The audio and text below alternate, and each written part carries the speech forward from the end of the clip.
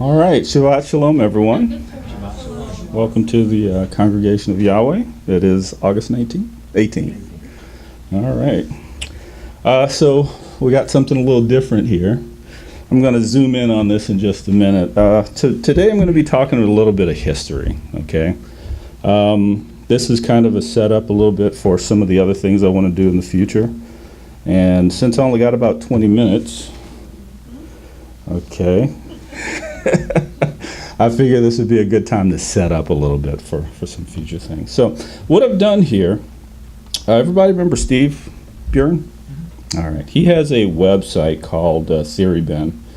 And on his website, he has a document he calls the Jubilee calendar, Jubilee count. And some of this information comes from there. I got a chance to verify it a little while back. So I'm comfortable with using the information from there. It definitely makes the research part of it easier. So what I'm going to do first is, like I said, this is a little bit of history, but it's history about the Hebrew language. Okay, so to put it in context, we got to talk about some things that we know about that happened in the past. And what I have here is a timeline that basically spans a 7,000 year period. And if I start all the way over to the right, okay, we got 7,000 years here for as far to the right. That'll be 3000 AD or 3000 CE, depending upon what terminology you subscribe to. So everything else is in the past is going back towards the left. So if we look at now, we're in 2018. So seems like we don't have a whole lot of time. Look at all this time that's passed since the recorded history, and just not a whole lot of time left. So get yourself right. That's all I can say. So looking at here, it's 2018. This short amount of time ago, about almost 70 years, we found something called the Dead Sea Scrolls. And what the Dead Sea Scrolls is, it opened a window to 2,000 years back that we just didn't have before. There were several documents and pottery and a bunch of things that were about 2,000 years old and older that were found in this particular cave, and it gave a lot of insight that just wasn't available in the early part of the 20th century. So because we're talking about Hebrew as a language, I have up here modern Hebrew. Now, when I talk about modern Hebrew, I want to set the standpoint or the stage for what I'm talking about with modern Hebrew. There was a gentleman. His name was Eliezer ben Yehuda, or Yehuda, depending upon your vernacular, right? He is called the father of modern Hebrew. Do a little bit of research on him. He was a Zionist. He was not a very religious man. In fact, he was kicked out of synagogue on more than one occasion. But he had a passion and a fire to make Hebrew the national language of the nation of Israel. And that's his gift to us. But in giving us this particular gift, he had to do a little bit of finagling, because the way Hebrew was at the time that he was around, it was more or less a dead language. There was no new, how can I say this, development in the language of Hebrew in the early 20th century. And he had to do a lot of borrowing, and he had to do a lot of contriving in order to come up with what we call today modern Hebrew. You think about it, and I'm putting it into context. At about this time, Israel is developing into a nation. It was a territory that was controlled by the British.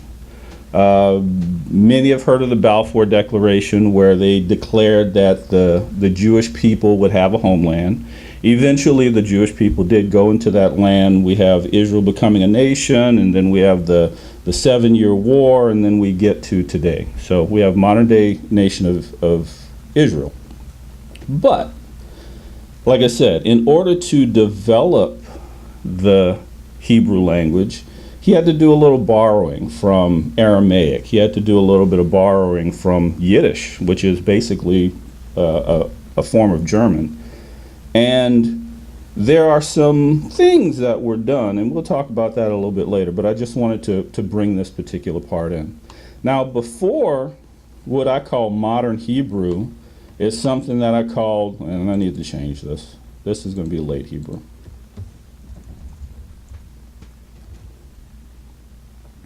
All right, late Hebrew. Now, during this part, starting about right here, so this is 1000 AD, and a little bit before that, we have a group of people called the Masoretes, and they gave us what's called the Masoretic text, or the Aleppo Codex.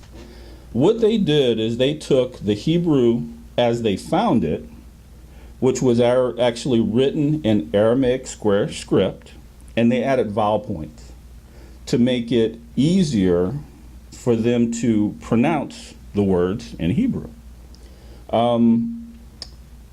One of the things that they did with this is, you have to realize they found the language as it was.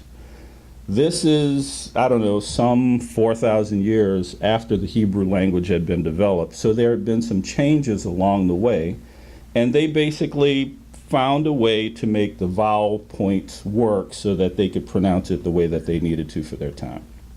All right, so we got the Masoretes during this time.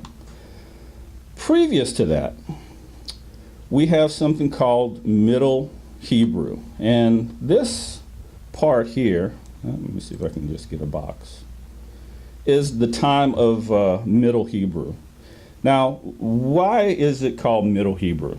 The reason is because this is when Aramaic script was used to write the Hebrew language. Now, I want to give you a little bit of backdrop on this, and I'm gonna go over to just a second. Yeah, this is what I want. Can everybody see this? Okay, all together, I want you to read it out loud, all together. Read it. You ready? Exactly. It was a trick. I'm going to let you know it was a trick. This is Old English. This is English of about 800 years ago. This gives you an idea of how much a language can change in a short amount of time. How old is it? This is about 800 years old. This is Beowulf. Everybody's heard of Beowulf, right? Yeah, exactly. But we studied it in modern English, right? So this gives you an idea of how much a language can change in a few hundred years.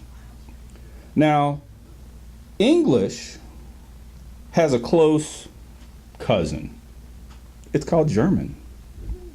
The closest, in the tree of languages, the closest relative that the English language has is the German language. It's also related to Latin, and if you realize Latin, German, English, and a few other Frisian, a few other languages, they all use the Latin script to write it. They sound different, but they use the Latin script to write these languages. And that is what happened with Hebrew a few thousand years ago. So let's go back to here. So here, this is about the time of Messiah. So this is 0. So this is about 2,000 years ago or so. So just before then, we have something interesting that happened. We have the nation of Israel. Now, as I go back, I'll explain a little bit more about it. But we have the nation of Israel. It's divided into 2 kingdoms. So we have Israel, and then we have Judah. Well, they didn't do what Yah wanted them to do, so Israel was eventually just removed. They were taken away by the Assyrian Empire. They were dispersed around the world. We don't even know where they are today. That's why we have the 10 lost tribes. All right. But Judah existed a little bit beyond that for 100, 150 years or so. And what happened is Jerusalem was destroyed, Judah was enslaved, and they were brought into Babylonian captivity. During that time, now Babylon is Assyria. They are Syrians by modern day English. They speak Aramaic. Well, they used to speak Aramaic. A lot of them speak, what is it? Cajun? Akkadian? No. K-K-I-D-I-A-N. Oh, that was even before. That's not modern.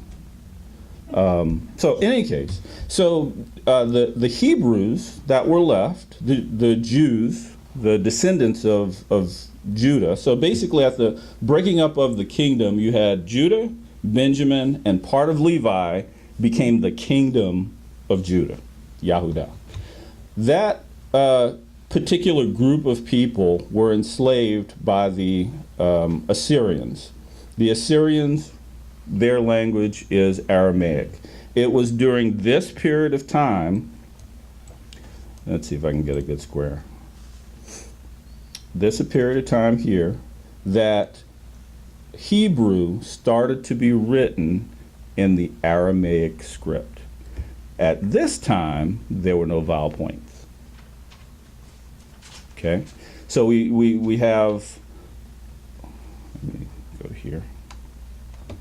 We have what I call here the Middle Hebrew. This is just Aramaic square script. Then, when the Mezerites came, vowel points were added. Well, you might ask yourself, what was Hebrew written in prior to this time, before they went into captivity? We have Paleo-Hebrew here.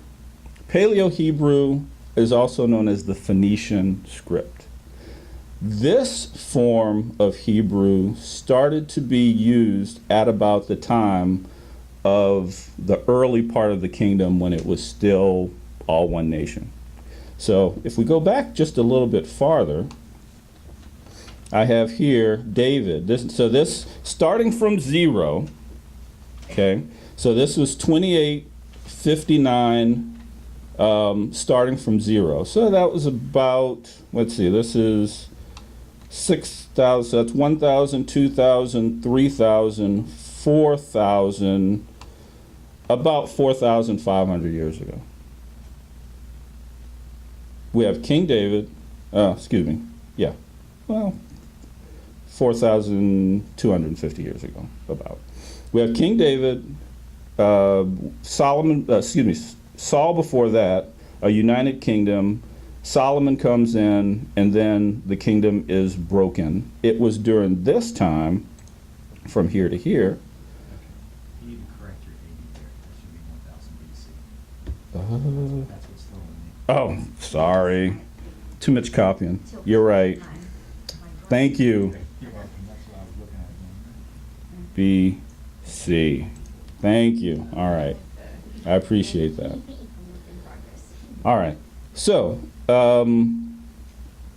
now at this time, one of the things, after David kind of secured the borders of Israel, you remember that Solomon started to make a lot of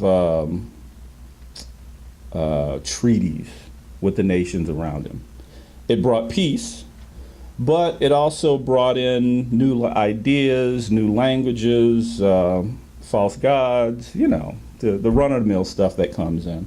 So the one thing that I see as kind of a constant thing that I'm kind of noticing is that here, Hebrew was changed, but it seemed to be more corrupted by the nations around them.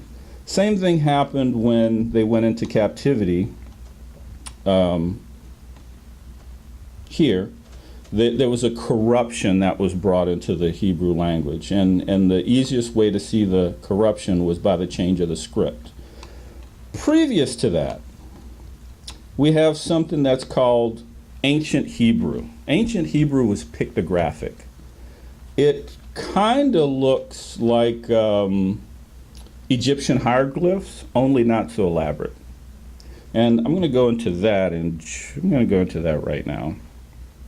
And then what I'm going to do is I'm going to trace backwards a little bit. Hebrew.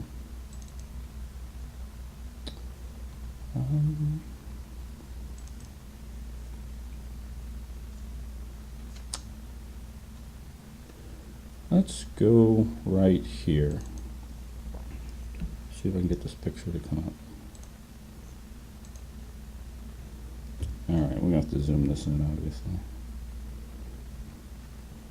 All right, so if you notice these characters, they're definitely, this one looks like a head. This one might look like a cow's head or a bull's head.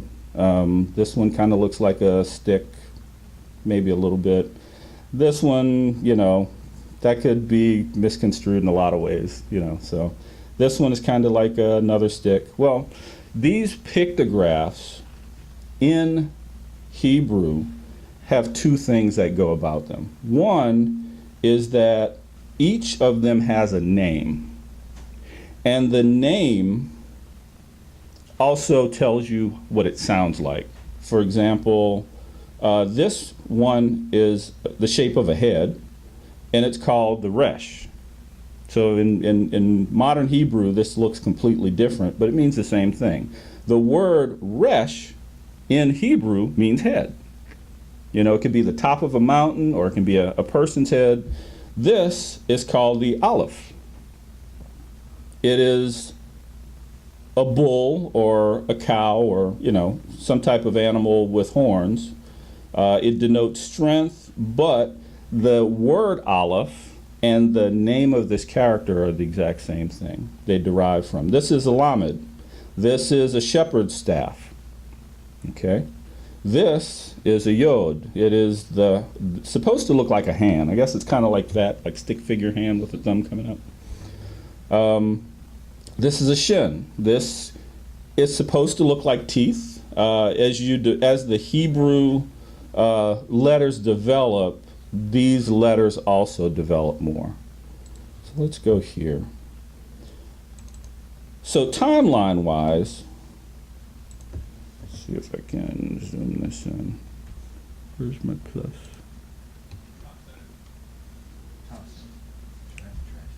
Yeah, it's not letting me. All right. Well, in here, you can see there's a stick figure of a guy.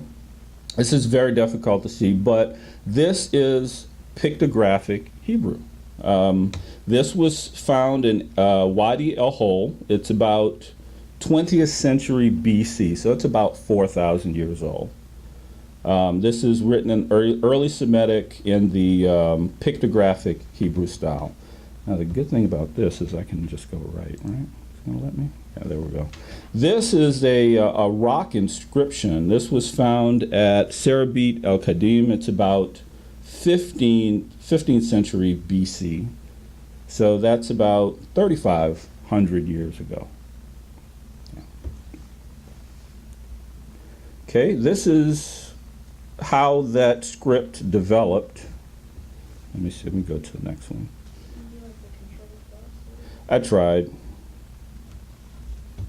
Yeah, it's not working in this particular program. Yep, I'll have to open it in Paint. All right, so my time is limited. I do want to honor the 20 minutes that have been allotted. So what I'm going to do is I'm going to go to some coins. Let's go to Paint. That way I can control it.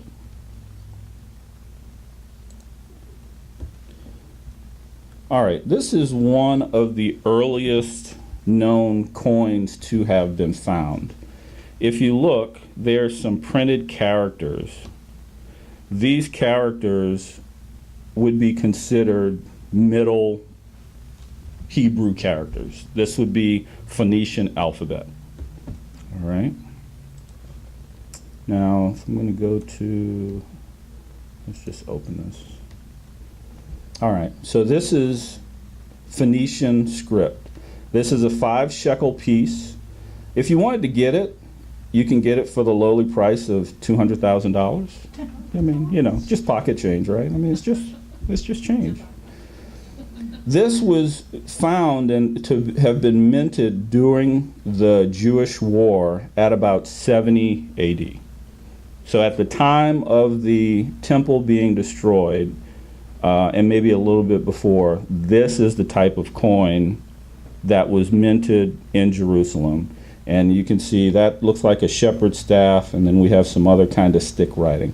This is characteristic of Paleo-Hebrew, which is the Phoenician script.